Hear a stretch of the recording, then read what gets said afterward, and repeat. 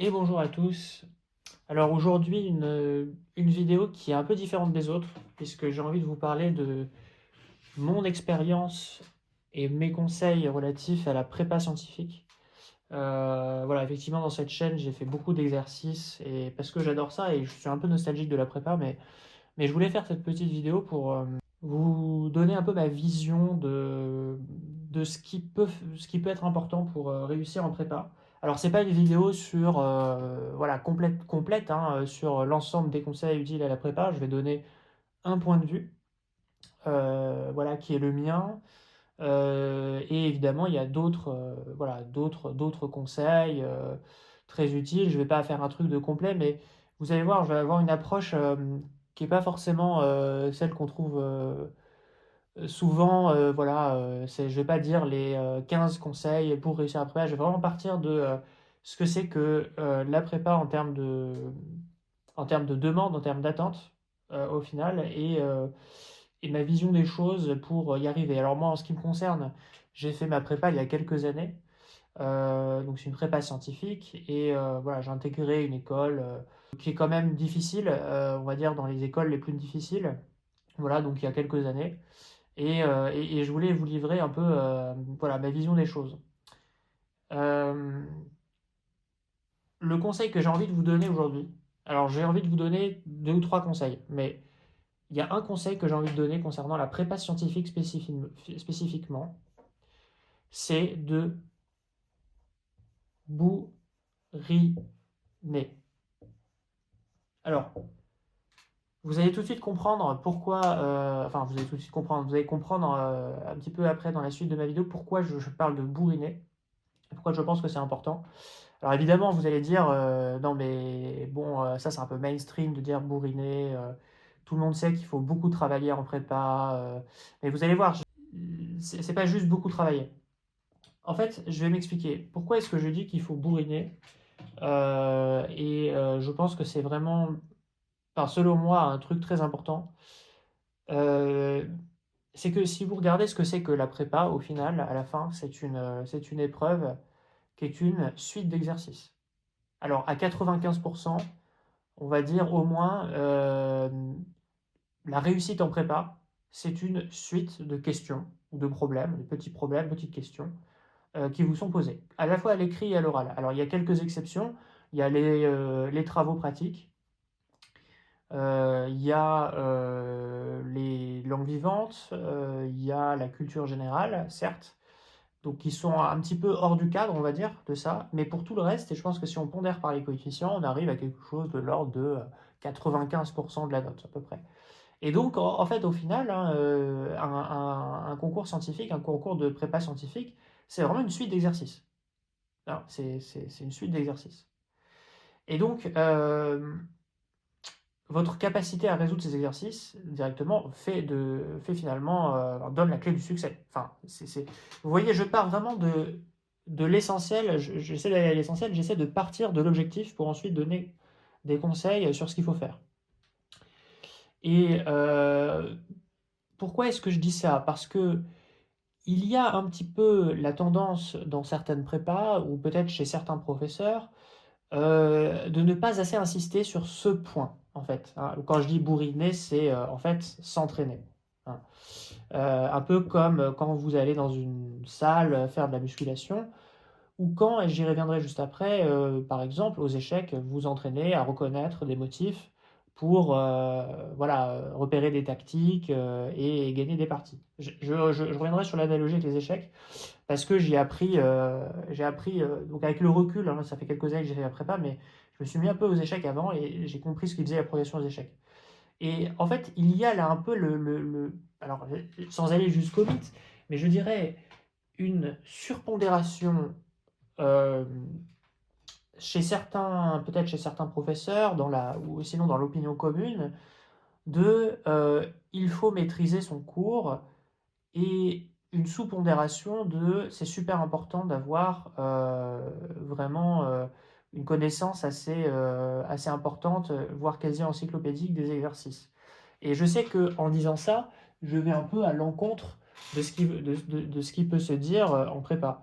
vous allez avoir en prépa voilà, plusieurs commentaires du style: «Attention, c'est super important de bien connaître le cours, l'important c'est de comprendre plus que de faire des exercices» et cetera. Ce qui amène, peut-être certains élèves à beaucoup plus, pondérer le cours et à négliger la partie exercice. Et alors, attention, j'ai jamais dit que apprendre son cours et comprendre son cours, c'était pas important. Jamais dit ça, je pense que c'est le minimum, et j'en reviendrai dans mon deuxième conseil. Mais ce que je veux dire, c'est qu'il ne faut pas que vous vous satisfaisiez seulement de la compréhension du cours. Et il ne faut pas non plus que vous vous satisfaisiez seulement de quelques exercices parce que vous n'avez pas suffisamment le temps de vous entraîner. Il faut que vous visiez à terme, en tout cas c'est ce que vous devez viser, le niveau que vous devez atteindre pour les concours, les vrais concours, pas les DS, mais ça se travaille pendant toute l'année, c'est de devenir un monstre de résolution d'exercices. Et j'exagère pas, c'est-à-dire que je pense sincèrement que vraiment, hein, quand vous regardez ce que c'est que la prépa, c'est juste une série de questions. Donc, votre capacité à résoudre des questions rapidement en temps limité, ça va vraiment vous apporter le succès. Et le cours est indispensable, j'y reviens juste après, mais ce qui va vraiment faire la différence, c'est votre capacité à reconnaître des exercices clés que vous aurez vus avant et à les résoudre. C'est aussi bête que ça. C'est aussi bête que ça.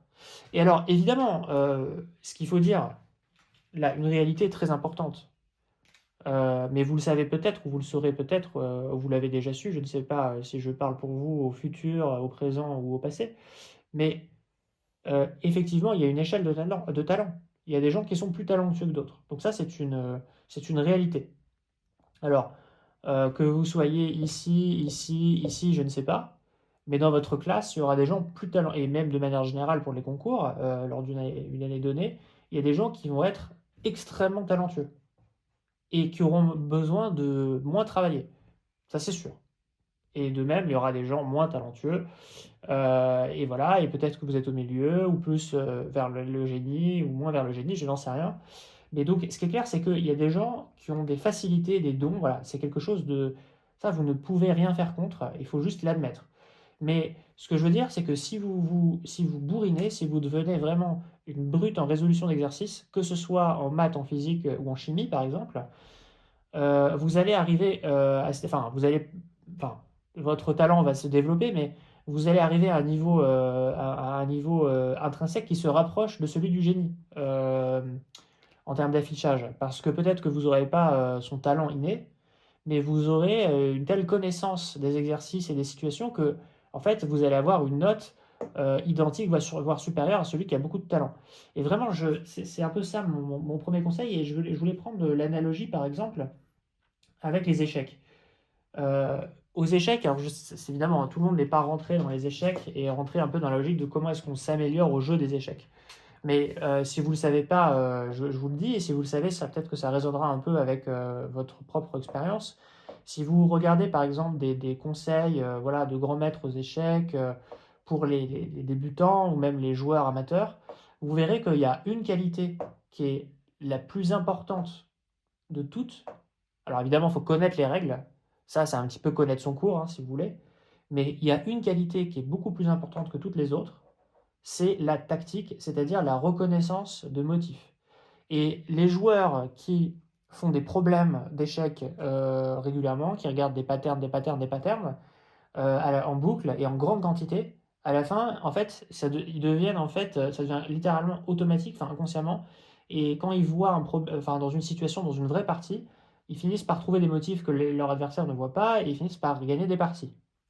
Alors après, il y a toute la connaissance théorique, la stratégie, etc.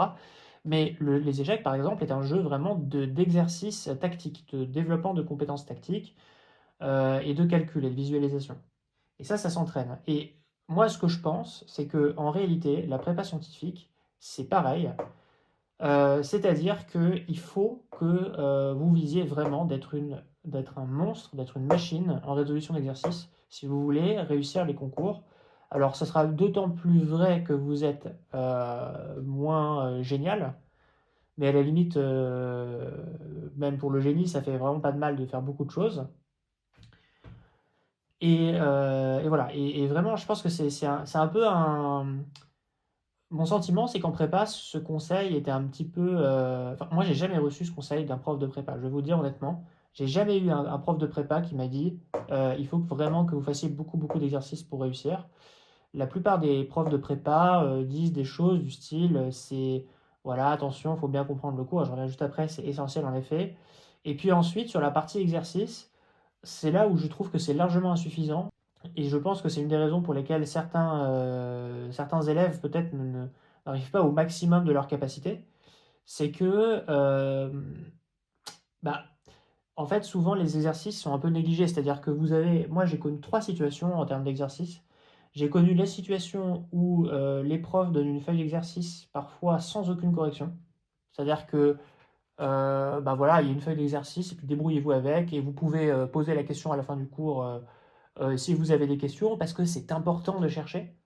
Mais le problème c'est que enfin, c'est vraiment pas efficace et enfin, si tout le monde pose des questions à la fin du cours, enfin, ça fonctionne pas. Enfin, on voit bien que ça ne fonctionne pas. Ensuite, il y avait la feuille d'exercice où on corrigeait qu'une partie de l'exercice, mais en cours. Donc là, c'est les TD, par exemple. Donc ça, c'est bien, effectivement, pour poser des questions, avec avoir les explications du prof sur certains points particuliers. Mais déjà, vous n'avez pas toutes les réponses. Et ensuite, en cours, parfois, si c'est le matin ou si c'est vraiment en fin de journée, vous êtes fatigué, vous apprenez mal. Enfin, enfin, je sais pas, vous êtes dans une classe, il y a du bruit, etc. C'est quand même pas optimal. Et enfin, il y a la troisième situation où vous avez la feuille d'exercice et puis vous avez la feuille de correction, disons une semaine ou deux, voire enfin plutôt 2 semaines après avoir la feuille d'exercice. Donc pendant tout ce temps-là, vous pouvez chercher. Et en fait, c'est d'une inefficacité absolue parce que si vous cherchez, bah, vous aurez la réponse 2 semaines plus tard, donc vous aurez oublié ce sur quoi vous étiez en train de chercher. Enfin bref, tout ça pour dire que le truc simple qui est une feuille d'exercice avec les corrigés avec, mais vraiment une feuille très large d'exercices avec plein de corrigés avec. Je n'ai jamais vu ça. Et voilà, peut-être que ça dépend des prépas, mais je trouve que c'est vraiment le truc le plus simple. Et en fait, les profs vous disent, attention, c'est important de prendre du temps pour chercher, parce que c'est comme ça qu'on progresse, etc. Mais vous pouvez pas passer, je sais pas, mais enfin, j'allais dire 30 minutes, mais vous ne pouvez pas passer 30 minutes sur un exercice alors surtout si c'est l'exercice court, hein, si vous êtes en train de le résoudre, c'est autre chose, mais vous ne pouvez pas être 30 minutes en train de chercher comment faire un exercice, et même un quart d'heure, c'est beaucoup en fait, vu tout ce que vous avez à faire. Alors j'ai pas de règle en or, mais enfin, typiquement, ce qu'il faudrait pour être efficace, c'est passer, je sais pas, 2 3 minutes à chercher, et au bout de 2 3 minutes, si vous ne trouvez pas, vous regardez la correction avec la feuille d'exercice, avec la feuille de correction, et ensuite vous vous entraînez à le faire, et peut-être plus tard vous en faites un similaire. Mais je trouve que cette inefficacité globale et cette sous-estimation de l'exercice en prépa est très néfaste aux élèves. Et si vous n'avez pas un prof qui vous donne une liste, encore une fois, j'insiste, très large d'exercices avec la correction directe qui va avec pour que vous entraîniez efficacement, et ben, il va falloir investir dans des livres appropriés. Voilà, sur des sites, etc. Alors aujourd'hui avec l'IA aussi, vous avez mais l'IA, attention, parce que je me mets, enfin, ça peut être bien, mais j'ai pas, enfin, pas forcément avoir une confiance absolue en l'IA, même si elle est très performante, mais je pense qu'il faut plutôt favoriser les livres. Et je pense, voilà, s'entraîner à la chaîne, hein. C'est-à-dire que si vous avez des feuilles d'exercice sans correction, vous allez perdre du temps fou à essayer de les chercher. Vous pouvez pas attendre 2 jours pour aller voir le professeur et puis en fait, il y aura d'autres personnes qui poseront des questions. Votre temps est sacré. Et voilà pourquoi j'insiste vraiment. Si vous voulez, je pense, enfin moi mon conseil, encore une fois, il y a d'autres écoles, mais je pense qu'il faut vraiment que vous rentriez dans votre tête que c'est super important de bourriner. Voilà. Il faut vraiment que vous deveniez un monstre en résolution d'exercice. Que vous en fassiez, etc. Mais à la chaîne. Et que ça rentre comme ça. Et le jour du concours, en fait, vous saurez tout faire parce que vous aurez tout vu. Alors évidemment, vous n'aurez pas tout vu, hein, vous aurez peut-être vu. Mais même si vous avez vu 70% des cas de figure, c'est énorme. Euh, et quand je dis vu, c'est pas l'exercice à la virgule près, c'est en fait parfois les méthodes de résolution et les compétences clés que vous pourrez retrouver dans d'autres exercices. Voilà. Donc ça, c'est vraiment mon premier point en prépa. Si j'avais su, j'aurais beaucoup plus bourriné.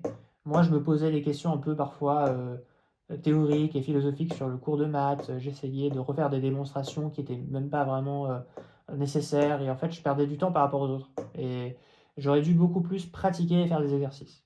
Mon deuxième conseil, c'est travailler de manière pyramidale.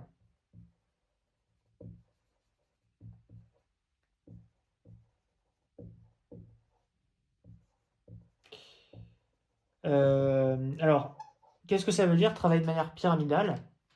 C'est-à-dire que il faut que sur un domaine donné et enfin sur voilà, un sujet donné, un chapitre donné et en particulier sur l'ensemble du programme à la fin lors de vos révisions, vous deviez privilégier en fait les bases avant d'aller vers des trucs sophistiqués. Donc en gros, c'est là où on revient au cours et c'est là où les profs ont raison d'appuyer sur cette brique, c'est que il est indispensable, et en particulier pour les oraux, je vais vous expliquer pourquoi, de maîtriser le cours. Pourquoi il faut absolument maîtriser le cours avant le reste? Parce que, et ça c'est un peu le système, je pense que c'est le système d'apprentissage qui veut ça.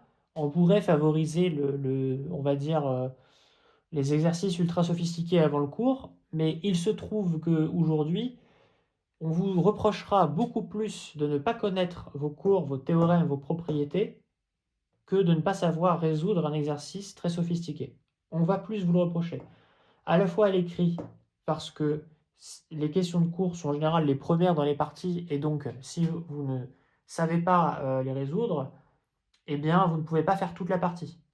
Donc on vous reprochera de ne pas connaître votre cours beaucoup plus que de ne pas savoir faire certains exercices. Donc le cours, c'est un peu la base de la pyramide. Ensuite, vous avez des exercices, on va dire, clés, quoi. Ça, c'est des applications directes du cours, en fait.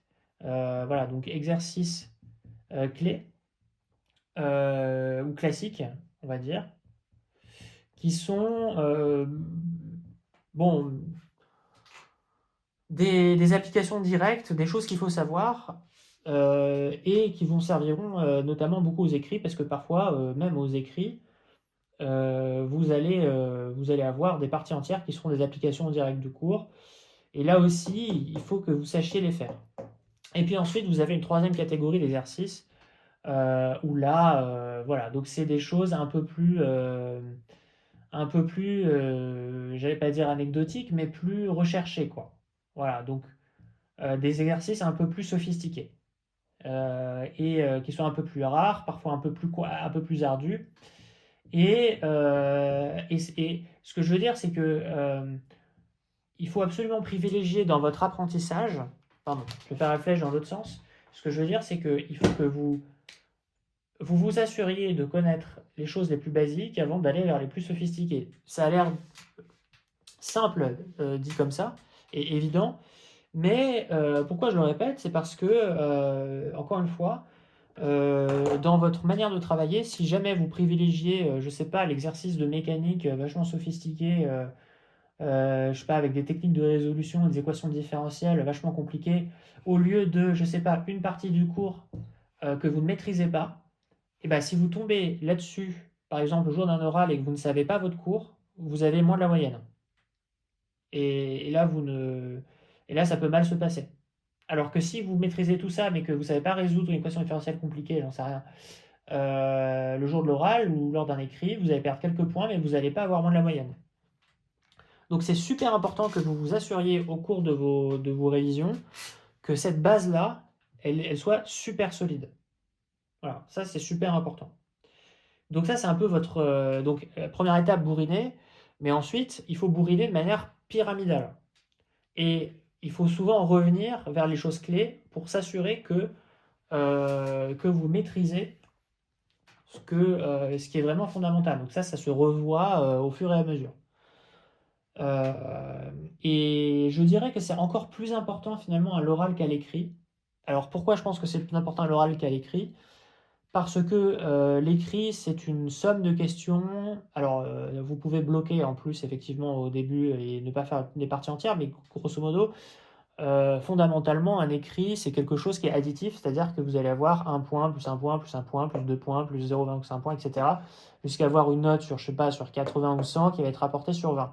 Et si vous faites une erreur dans votre théorème à la question 12a, bah, vous n'allez pas avoir les points pour la question 12a, et peut-être que vous n'allez pas pouvoir faire 12b et 12c, mais l'impact va s'arrêter à la question 12. Et vous allez pouvoir faire le reste de l'examen et gagner des points. En revanche, à l'oral, l'oral, c'est un exercice. Et l'oral, et par exemple la Polytechnique, parce que j'ai passé l'oral de Polytechnique, ce que vous devez savoir, c'est que la philosophie de l'écrit, en fait, par exemple au concours XENS, c'est le saut en hauteur. C'est-à-dire qu'en fait, on met la barre très haut et il y a, alors je ne sais plus quel est le pourcentage, mais un pourcentage très faible des candidats qui est admissible aux XENS. Et une fois que ces gens-là sont admissibles, la question, c'est plus tellement de faire le saut en hauteur, c'est de trier entre les candidats. Parce que je crois que le ratio est plutôt entre 30 et 50%. Donc vous voyez que c'est moins sélectif, mais par contre, c'est un tri. C'est-à-dire qu'il faut qu'on sache lesquels on prend et lesquels on ne prend pas. Et enfin, quel candidat on prend et quel candidat on ne prend pas. Et voilà, vraiment, une des grilles d'analyse, pour ça, c'est vraiment le cours. Et vous n'aurez pas deux chances, c'est-à-dire que la note que vous aurez à votre oral, elle va porter sur l'ensemble de votre prestation et pas sur les questions 1, 2, 4 jusqu'à N, parce que ça, c'est l'écrit. L'oral, c'est un problème, voire deux problèmes. Et si, par exemple, vous ne savez pas votre théorème, bah, ça va impacter votre note globale. Vous n'allez pas pouvoir vous rattraper. Donc encore plus à l'oral, et ça c'est vraiment un truc qui est vraiment important de comprendre, c'est qu'à l'oral, il ne faut pas simplement être dans les exercices sophistiqués, il faut absolument maîtriser à 100% votre cours parce qu'il faut que vous vous rappeliez que si vous ratez un truc de cours, ça va vous coûter cher. Et en particulier, j'aimerais insister sur quelque chose. Donc, il y a un truc qui n'est pas très connu. Mais là aussi, je pense que vraiment, les profs devraient le rappeler. Il y a un programme officiel de cours pour les classes prépa scientifiques, de maths, de physique et de chimie si vous êtes en PC. Et il faut, et je répète, il faut avec les majuscules, il faut que vous maîtrisiez 100% de ce qui est écrit du programme officiel. Alors, petite parenthèse, parce que je me rends compte que en regardant les programmes, les nouveaux programmes, en tout cas depuis 2021 ou 2022, il me semble, voilà, le ministère a sorti de nouveaux programmes. Les exemples que je cite juste après ne sont plus au programme, donc le haut-parleur électrodynamique et le DIN-Stark en termes de binaire ne semblent plus être au programme.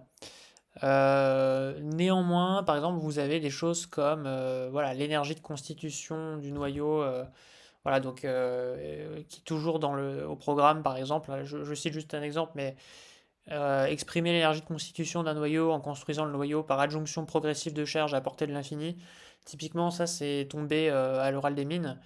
Voilà, donc ça c'est amusant, hein, si vous connaissez pas la méthode, enfin si vous l'avez pas revue, probablement vous ne saurez pas le faire le jour J. Donc ça fait partie des choses, vous voyez, des petites lignes dans le programme. Et c'est pareil pour chacune de ces lignes, il faut que vous soyez absolument certain de pouvoir répondre à ça lors d'un oral. Voilà. Fin de la parenthèse, mais je prends des exemples donc dans la suite, plus pour illustrer le principe, mais effectivement ces exemples-là sont plus à jour. Voilà, il faut maîtriser, je vais peut-être écrire une phrase en français, 100% du programme officiel. Pourquoi je dis ça? Vous allez me dire, mais c'est déjà le cas, il y a des cours. Sauf que, mes amis, si vous tombez par exemple sur une question à l'oral des mines, parce que ça peut arriver, qui s'appelle par exemple le haut-parleur électrodynamique en question de cours. Voilà, vous avez une question de cours aux mines, j'ai eu un exemple comme ça, je sais que c'est arrivé. La question de cours, c'est le haut-parleur électrodynamique. Voilà, c'est votre question de cours. Est-ce que vous êtes prêt à résoudre à cette question de cours? Alors, vous maîtrisez les lois de l'induction, mais est-ce que vous vous souvenez de l'exemple concret de ce que c'est qu'un haut-parleur électrodynamique. Est-ce que vous savez représenter ça? Est-ce que vous savez écrire les équations?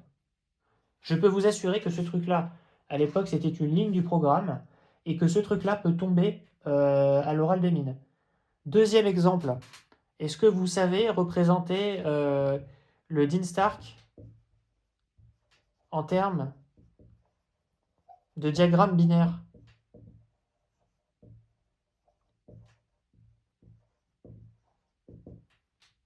Imaginez votre examinateur de chimie, il vous dit représentez-moi le Dean Stark en termes de diagramme binaire. Est-ce que vous savez le faire? Ok, bah voilà. Donc ça, ce sont des items, en tout cas à l'époque, c'était des items du programme officiel.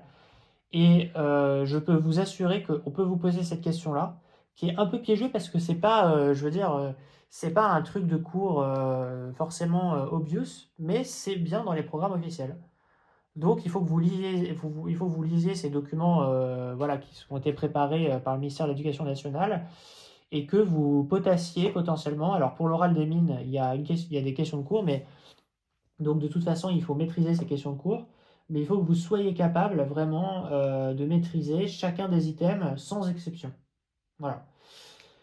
Ça, c'est vraiment des exemples, voilà, histoire vraie, hein. True story. Voilà. Donc, bourrinez de manière pyramidale et ne laissez pas des fragilités à la base de la pyramide parce que c'est ce qui vous coûtera le plus cher, surtout à l'oral, aussi à l'écrit, un peu dans une moindre mesure, mais ça peut vous coûter cher aussi parce qu'il y a des parties entières que vous ne pourrez pas faire parce que vous n'aurez pas fait, vous n'aurez pas pu répondre aux premières questions qui nécessitaient le cours. Voilà, donc c'était un petit peu, je pense vraiment mon message principal pour cette vidéo, c'était de dire que il faut vraiment pas que vous négligiez vraiment l'exercice. Et après, la question, et vraiment là, après, voilà, donc là, moi je pars de l'objectif. L'objectif, c'est de réussir les concours qui sont des suites d'exercices. Et après, la question, c'est comment est-ce que vous arrivez à faire ça. En fait, la question après, c'est les contraintes externes et internes pour arriver à faire ça. Donc, qu'est-ce que ça veut dire les contraintes internes et externes? Bah, comment y arriver? Donc, en fait, les contraintes externes, en fait, c'est le temps. Évidemment, votre temps est limité en prépa. Donc, comment est-ce que vous faites pour bourriner et faire plein d'exercices alors que vous avez un temps limité? Et ça, c'est effectivement un problème clé. Et c'est pour ça que je vous disais tout à l'heure, attention à être efficace dans votre travail. Je veux dire, moi aujourd'hui, enfin, vraiment, hein, si je refaisais une prépa, je serais très pragmatique, je prendrais une feuille d'exo. Alors, évidemment, j'apprendrai mon cours. Alors, le cours, vous avez, je ne sais pas si vous connaissez ce qu'on appelle la méthode de Feynman. La méthode de Feynman, c'est, bon, vous regardez votre cours, ensuite vous prenez une feuille blanche et vous essayez de réécrire les propriétés importantes de votre cours et de refaire les démonstrations from scratch. Ça, c'est un bon exercice, parce que si vous êtes capable de réécrire votre cours, bah, vous serez capable de le réécrire en call ou de l'écrire à l'écrit ou à l'oral. Mais bon, voilà, donc ça c'est le cours. Et après, c'est faire un max d'exercices en temps limité. Et, et là, il ne faut pas que vous passiez, honnêtement, plus de, je pense, alors, j'ai pas de règle clé, ça dépend des cas, hein. Il y a des cas où il sera important peut-être de chercher un peu plus, mais je pense que vous ne devez pas viser de manière classique à passer plus de 5 minutes sur une feuille blanche à ne pas savoir comment faire un exercice. C'est pas possible. Une fois que vous avez commencé, que vous le résolvez, il faut y passer du temps, mais je pense qu'il faut que vous passiez, et même en global sur un exercice, alors les exercices de physique peuvent prendre un peu plus de temps, parce que il peut y avoir de la modélisation, enfin, poser les équations, ça peut prendre un peu plus de temps, mais typiquement des petits exos de maths, etc. Enfin, moi, je serais vous, je passerais pas plus de 10 minutes sur un exercice. Et vous devez, et en fait, là, pareil, sur l'exercice, c'est ce que je disais tout à l'heure sur la pyramide, il vaut mieux que vous essayiez de faire un petit peu de chaque type d'exercice, en fait. En fait, plutôt que, par exemple, faire, je sais pas, un type d'exercice vachement spécialisé et négliger tout le reste. Donc là, par exemple, vous avez fait, je sais pas, 20 exercices sur un type de compétence et zéro sur le reste. Il vaut mieux que vous fassiez un exercice, un type d'exercice différent Mais un seul de chaque, comme ça, vous aurez vu un peu tout. C'est un peu l'histoire de la pyramide. C'est-à-dire qu'il vaut mieux. Et ensuite, bon, bah, vous allez faire, etc. Et peut-être insister sur les exercices types sur lesquels vous avez le plus de difficultés. Mais typiquement, vous ne devez pas. Je pense que moi, par exemple, en tant que contraint, je pense que ce que je ferais, c'est que j'essaierais de voir des exercices un peu différents, des exercices récurrents. Et ça, par exemple, vous pouvez demander à l'IA, hein. Je pense, voilà, à demander à ChatGPT, donne-moi une liste de tous les exercices récurrents qu'on trouve le plus possible dans les, je sais pas, dans les feuilles d'exercice, dans les concours, et propose-moi un ou deux exemples par type d'exercice.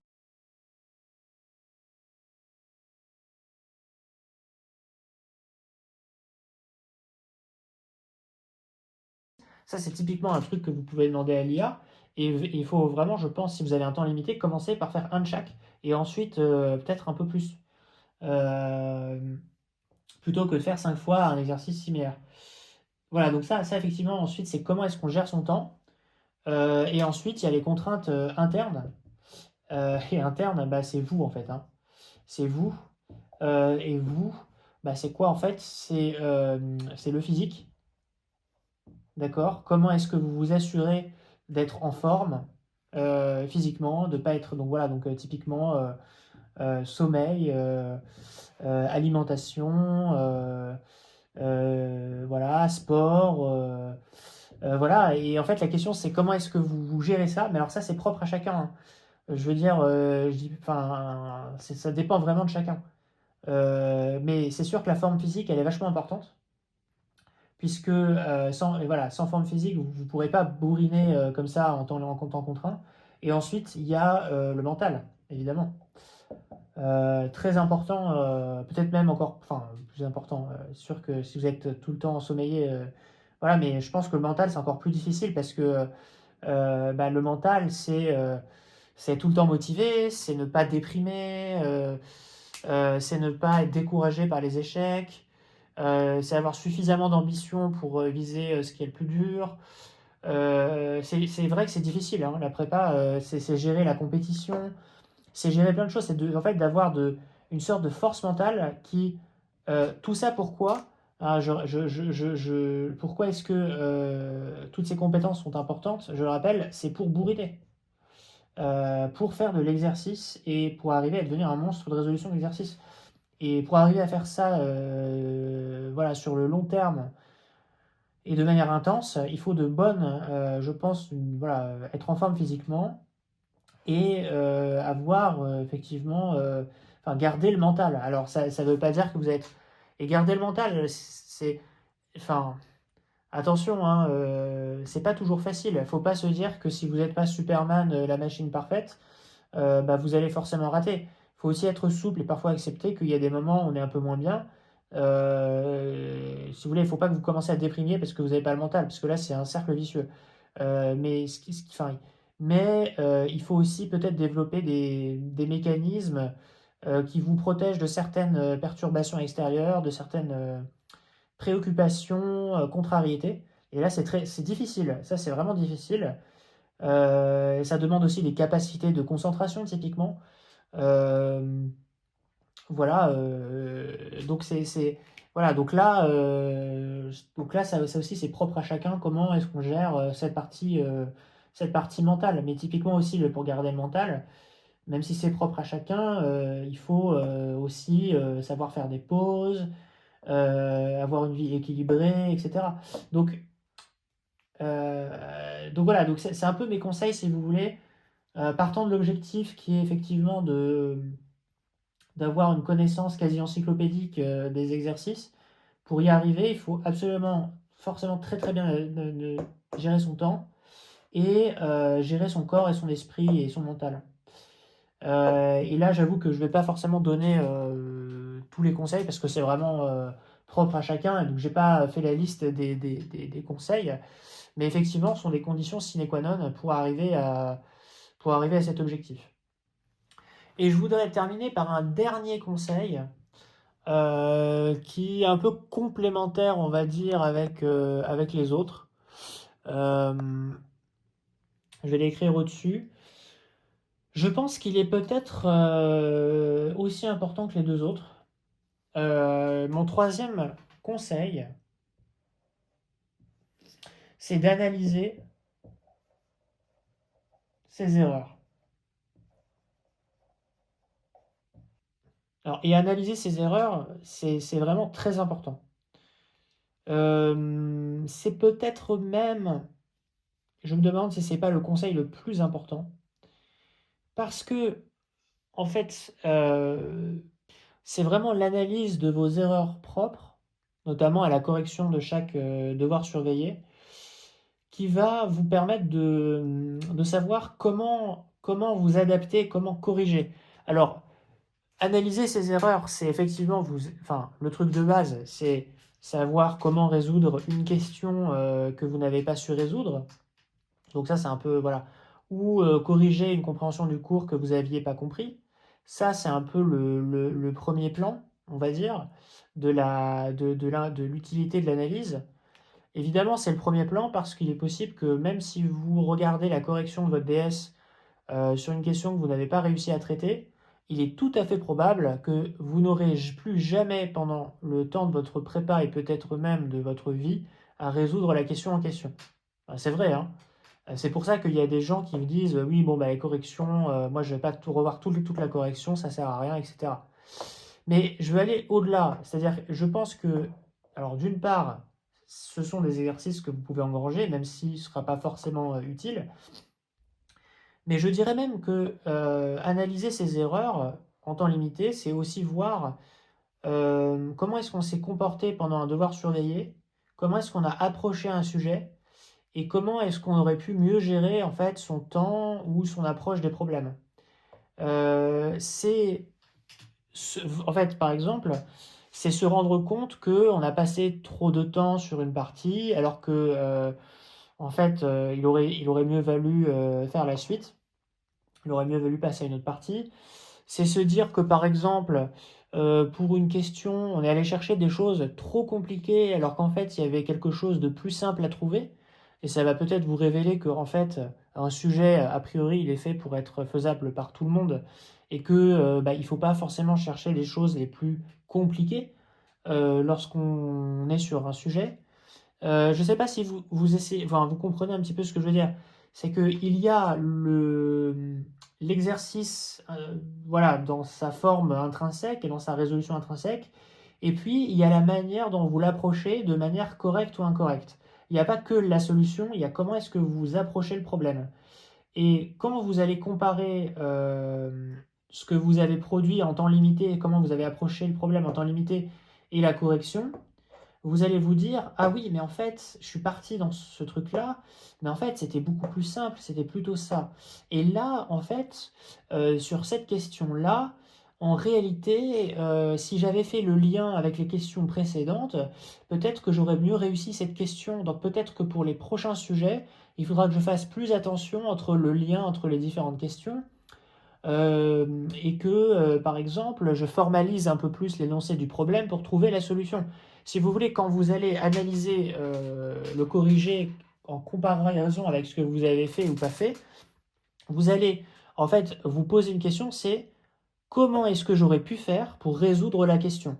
J'essaie de remonter dans le temps, et si je refaisais le DS, qu'est-ce qui a manqué à cet instant-là et qu'est-ce qui a fait que je n'ai pas trouvé comment faire ou que je me suis trompé. Et là, ça va vous apprendre plein de choses sur vous-même et sur les choses qui ont fait que vous avez pas forcément, vous avez raté telle ou telle partie et qui vont justement, c'est vraiment justement ça qui va vous permettre en fait, bah, tout simplement de progresser en fait, progresser.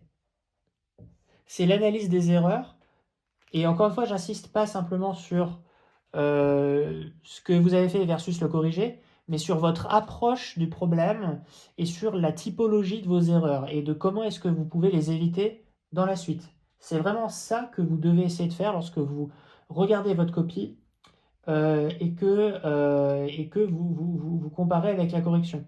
Et je pense vraiment que en réalité, ce point, il est absolument fondamental, hein, en fait, en réalité. Ce point, il est absolument fondamental parce que c'est comme ça que vous progressez. Alors, je vais prendre un exemple. En mathématiques, en sup, je crois que j'étais milieu de la classe au premier DS.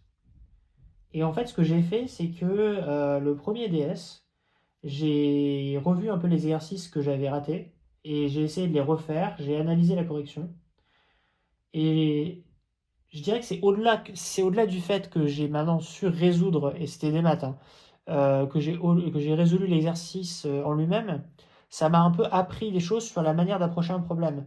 Et le deuxième devoir surveillé, je suis arrivé troisième de la classe. Voilà. Euh, et vous n'allez pas me croire, mais ce truc-là, cette analyse du sujet, en réalité, je ne l'ai fait qu'une. Enfin, cette analyse de vraiment de mes erreurs et la comparaison avec le corrigé, je ne l'ai fait proprement qu'une fois.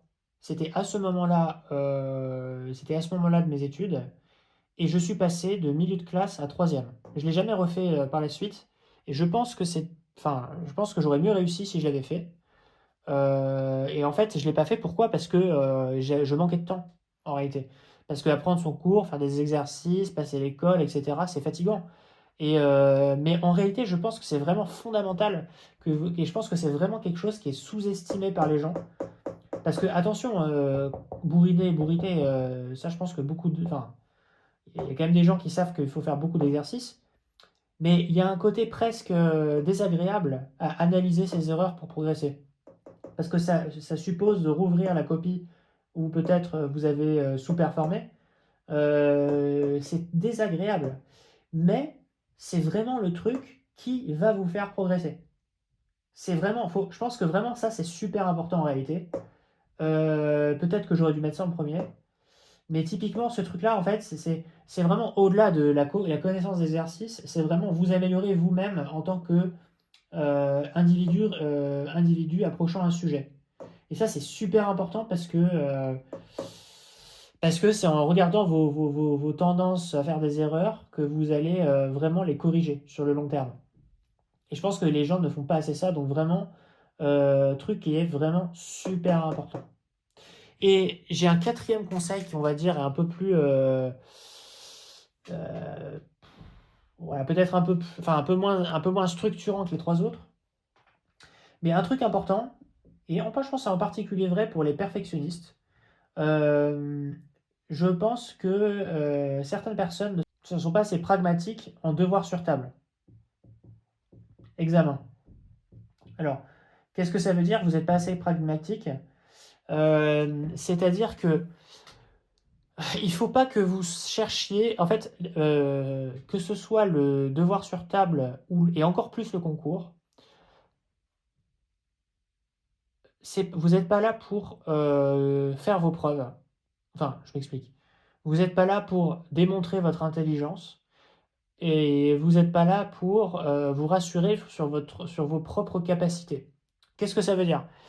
Ça veut dire que si vous avez une liste de questions 1, 2, 3, 4, 5 et 6, et que vous êtes à la question 3 par exemple, et que vous êtes en train de bloquer, ne passez pas, je sais pas, genre 30 minutes sur une seule question. Ça, c'est typiquement le truc, mais en fait, ça m'est arrivé de faire ça, parce que je voulais absolument résoudre une question, parce que je voulais me démontrer à moi-même que j'étais capable voilà, de résoudre voilà, la question 3B du DS. Et en fait, ce qu'il faut vraiment comprendre, c'est que vous n'êtes pas là pour vous démontrer à vous-même que vous êtes fort, vous êtes là pour faire une photographie à l'instant T de vos connaissances et de vos compétences. Donc en fait, un examen, ça doit dérouler. En fait, vous devez dérouler les questions, vous devez dérouler l'énoncé. Et si vous ne savez pas, vous ne devez pas passer plus de 5 minutes, je pense. Et c'est pas grave, vous passez à la suite. C'est super important. Et je ne sais pas pourquoi, il y a des gens, y compris moi, qui avons cette tendance à être perfectionnistes et à vouloir chercher trop longtemps un truc parce que bah voilà, on a commencé, on sent que le truc arrive, c'est frustrant de ne pas aller jusqu'au bout, mais je peux vous assurer que ce truc-là, enfin, au final, encore une fois, je l'ai dit tout à l'heure, un DS c'est additif, c'est-à-dire que c'est la somme des réponses à vos questions.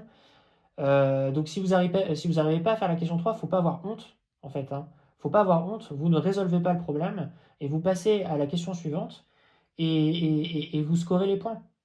Et ça aussi, c'est pas assez dit, je pense.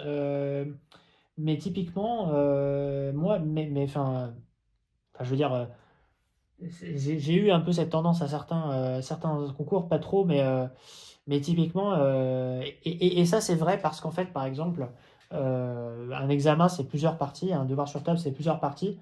Et il se trouve que parfois, c'est la dernière partie qui est la plus facile de l'examen. Ça peut arriver, hein. Ça peut arriver que vous ayez une partie, je sais pas, il y ait 4 parties dans l'examen, et vous avez une partie 2 hyper difficile conceptuellement, qui demande beaucoup de temps de réflexion, et puis vous avez une partie 4 qui est littéralement automatique, c'est juste du calcul simple, et vous pouvez enchaîner les points. Je peux vous assurer, vraiment, là aussi, true story, euh, je me souviens d'une épreuve d'ULM de physique, où en fait j'étais dégoûté parce que en fait, je sais pas, je sais pas, je me suis inventé genre super physicien ou je sais pas quoi. J'ai passé énormément de temps sur une partie vachement dure où il fallait poser des équations de bilan super compliquées, alors qu'il y avait une dernière partie 3 ou 4 qui était vachement simple. Et je me disais, mais putain, mais je suis vraiment con en fait. Et voilà, donc tout ça pour dire, soyez pragmatique. L'examen, il n'est pas là pour vous démontrer à vous-même que vous êtes bon ou que vous êtes mauvais. Il est là pour tester vos compétences à l'instant T. Vous pourrez faire la... Et vraiment, c'est entre les examens que vous progressez. Mais il ne faut pas que vous cherchiez à vous... Enfin, c'est-à-dire que l'examen, il n'est pas là non plus pour vous faire progresser au moment de l'examen. L'examen, si vous savez une question, vous la faites. Si vous ne la savez pas, vous la faites pas et vous apprendrez à la faire plus tard. Mais il faut vraiment, l'objectif vraiment d'un DS, c'est de faire le plus de questions possible pour mettre le plus de points. Voilà. Je vais juste terminer par ce petit conseil de pragmatisme voilà, qui est important à avoir en tête, tout simplement pour avoir la meilleure note possible, qui au final est vraiment ce qui compte, même si vous êtes meilleur. Je veux dire, si vous passez trop de temps sur une question, vous allez avoir moins de temps pour le reste. Voilà. Donc voilà voilà, 4 conseils que je voulais vous partager. Il y a plein d'autres conseils à donner, mais dans l'idée, c'est vraiment des conseils pragmatiques, je dirais. Euh, et je pense que voilà, c'est vraiment ça, c'est vraiment des choses qui vont vous être utiles. N'hésitez pas à partager en commentaire voilà, vos réactions là-dessus, vos conseils supplémentaires pour la prépa scientifique. N'hésitez pas voilà, aussi à liker aussi si vous avez trouvé ça intéressant. Et en tout cas, voilà, si vous allez faire une prépa ou si vous êtes en train de faire une prépa, j'espère que ça vous sera utile. Et si vous avez déjà fait une prépa, peut-être que ça résonne avec vos propres expériences, que vous avez trouvé ça intéressant. En tout cas, pour ceux qui vont faire une prépa, eh ben, je vous souhaite bonne chance et bonne continuation pour cette période et pour les examens. À plus!